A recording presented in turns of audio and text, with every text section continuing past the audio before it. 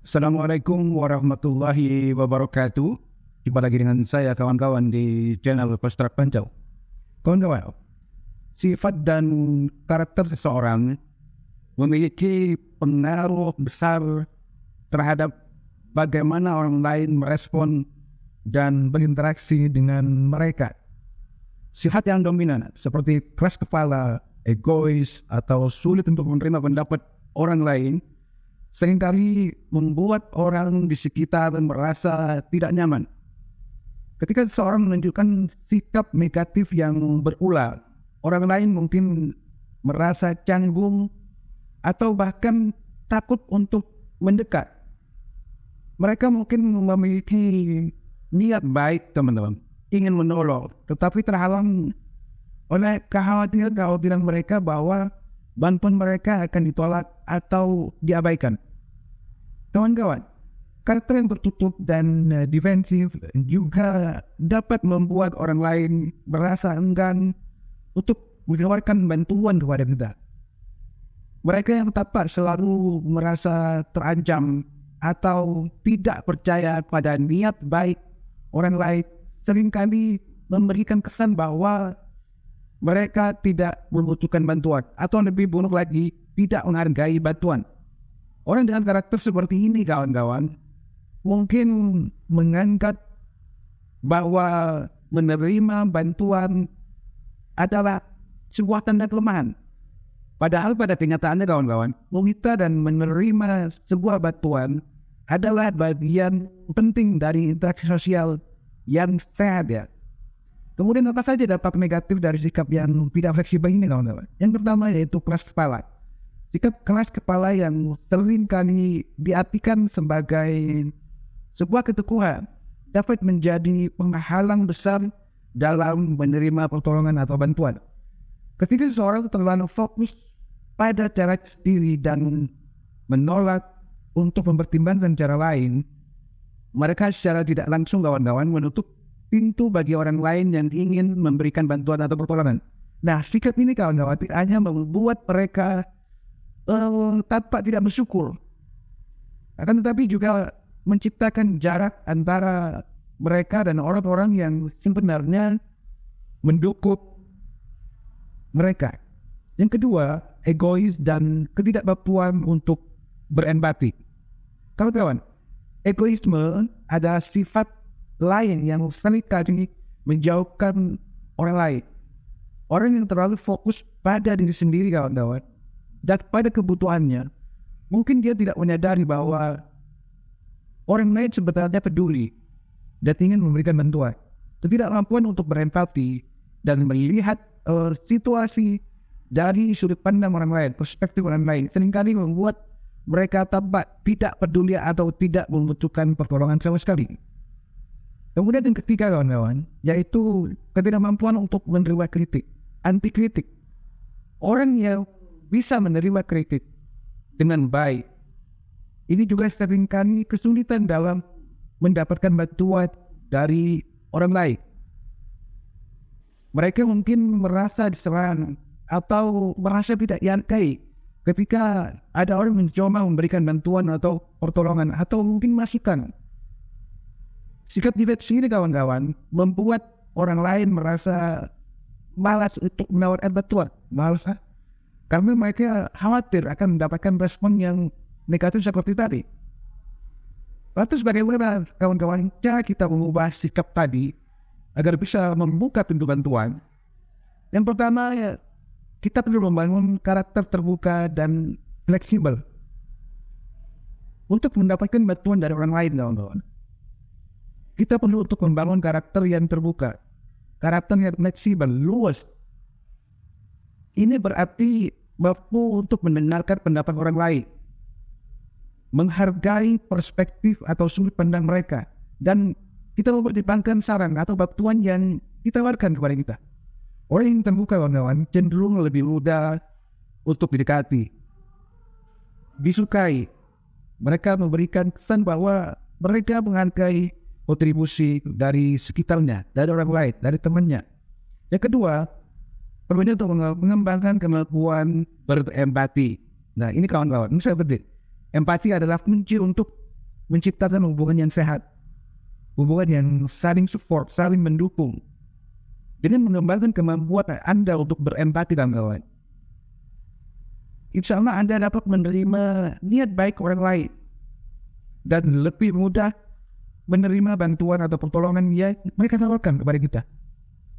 Orang yang berempati cenderung lebih dihormati, lebih disukai, karena mereka menunjukkan bahwa mereka peduli terhadap orang lain dan situasi di sekitar mereka, keadaan di sekitar mereka.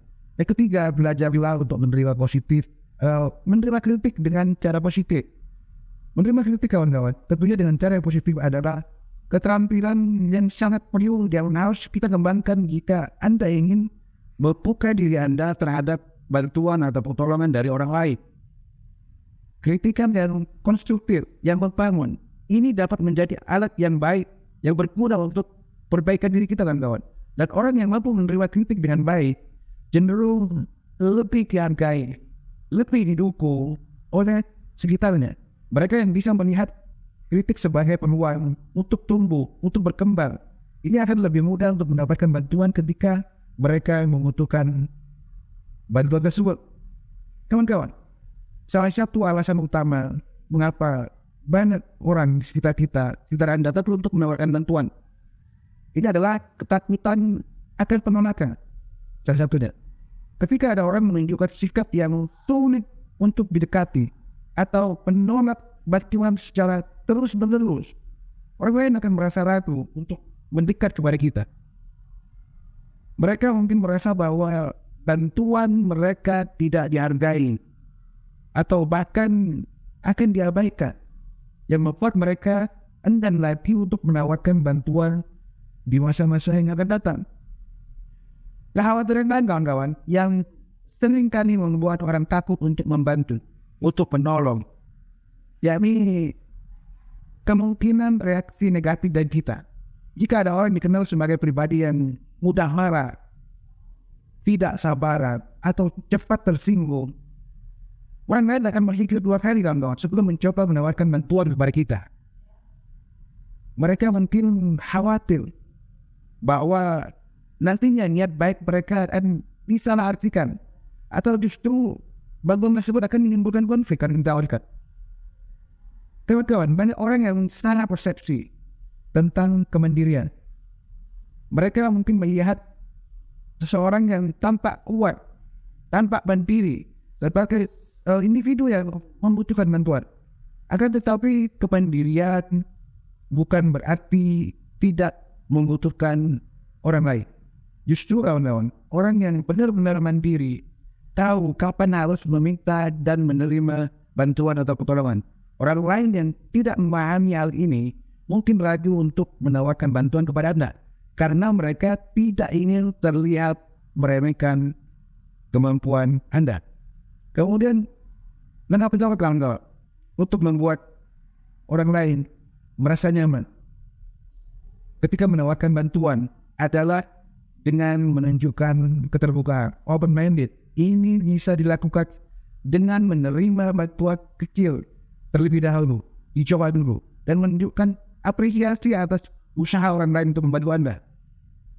Kawan-kawan, ketika orang merasa dihargai, mereka akan lebih cenderung untuk menawarkan bantuan yang lebih baik yang kita butuhkan di masa-masa mendatang. Kemudian hubungan yang positif dan terbuka kawan-kawan dengan orang-orang di sekitar Anda. Ini sangat penting untuk bisa menciptakan lingkungan di mana bantuan dapat diberikan dan diterima dengan mudah. Ini meliputi komunikasi yang jujur, kawan-kawan, menghargai kontribusi orang lain, dan bersikap fleksibel dalam menghadapi segala situasi. Orang yang merasa dihargai dan merasa dianggap penting dalam sebuah hubungan, ini akan lebih mungkin menawarkan bantuan ketika Anda butuhkan.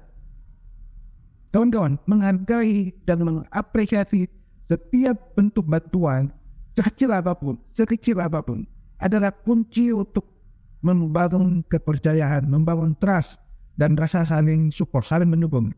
Ketika seseorang merasa bahwa usahanya dihargai, mereka akan merasa lebih terdorong lagi untuk membantu Anda, membantu kita di masa-masa yang akan datang. Kemudian mengucapkan terima kasih dan menunjukkan apresiasi ini sebuah cara sederhana saya pikir, namun seharusnya efektif untuk menciptakan hubungan yang saling support, hubungan yang saling mendukung. Kemudian, rasa tidak percaya pada niat baik orang lain, ini bisa menjadi hambatan besar, salah satunya, dalam menerima pertolongan, dalam menerima bantuan. Kawan-kawan, ini sikap seperti ini seringkali berasal dari pengalaman buruk di masa lalu kita, di masa kecil kita, atau ketakutan melakukan sebuah kekecewaan. Namun kawan-kawan, kita perlu memahami bahwa tidak semua orang memiliki niat buruk, dan ada banyak orang yang benar-benar ingin membantu Anda tanpa pamrih. Ini banyak kawan-kawan. Nah, untuk mengatasi perasaan ini bukan waktu kawan, membentuk usaha, tetapi hasilnya akan sangat bermanfaat bagi kita dalam jadwal waktu yang panjang. Kemudian kawan-kawan, menunjukkan kerentanan dari kita untuk dalam Tuhan bukan berarti sebuah tanda kelemahan, tetapi ini justru menunjukkan keberanian dan kekuatan kita. Orang yang mampu membuka diri dan menunjukkan bahwa mereka membutuhkan sebuah bantuan akan lebih mudah untuk mendapatkan dukungan dari teman-temannya. Kerentanan menciptakan kesempatan kawan-kawan untuk membangun hubungan yang lebih baik, yang lebih deep, lebih dalam, dan lebih bermakna tentunya dengan teman-teman Anda. Tapi bagaimana cara kita mengubah pola pikir tentang bantuan? Ini adalah langkah penting kawan untuk membuka diri terhadap support dari orang lain. Bantuan bukanlah tanda kelemahan kawan-kawan atau ketidakmampuan kita, melainkan bentuk sebuah interaksi sosial yang sehat, yang alami. Orang yang memahami bahwa meminta dan menerima bantuan adalah bagian dari kehidupan yang normal, dia akan lebih mudah untuk mendapatkan bantuan, lebih mudah untuk mendapatkan dukungan ketika mereka membutuhkannya. Kawan-kawan, mengetahui juga apa waktu tepat untuk menerima bantuan ini juga merupakan kunci yang penting dalam membangun sebuah hubungan. Tentunya hubungan yang saling support, hubungan yang saling dukung. Kadang-kadang orang menunggu terlalu lama sebelum meminta bantuan, yang akhirnya kawan-kawan membuat situasi menjadi lebih buruk. Meminta bantuan di awal masalah seringkali dapat mencegah masalah tersebut menjadi lebih besar, menjadi lebih sulit untuk kita atasi. Kawan-kawan, meminta bantuan dengan cara yang tepat ini merupakan skill yang perlu kita kembangkan, saudara. Ini meliputi komunikasi yang jelas, menunjukkan apresiasi, bersikap terbuka terhadap saran dan dukungan yang diberikan. Orang yang mampu meminta bantuan tanpa terlihat lemah, ingat, tanpa terlihat lemah adalah mereka yang tahu bagaimana menghargai diri sendiri, tahu bagaimana menghargai orang lain, serta tahu bagaimana cara memahami bahwa meminta bantuan adalah bagian dari kehidupan yang sehat, kawan-kawan. Kemudian jaringan support yang kuat ini juga aset berharga dalam kehidupan ini, kan? Ini bisa berupa keluarga, rekan kerja, atau sebuah komunitas yang lebih luas. Kawan-kawan, membangun dan memelihara networking ini memerlukan waktu, memerlukan usaha.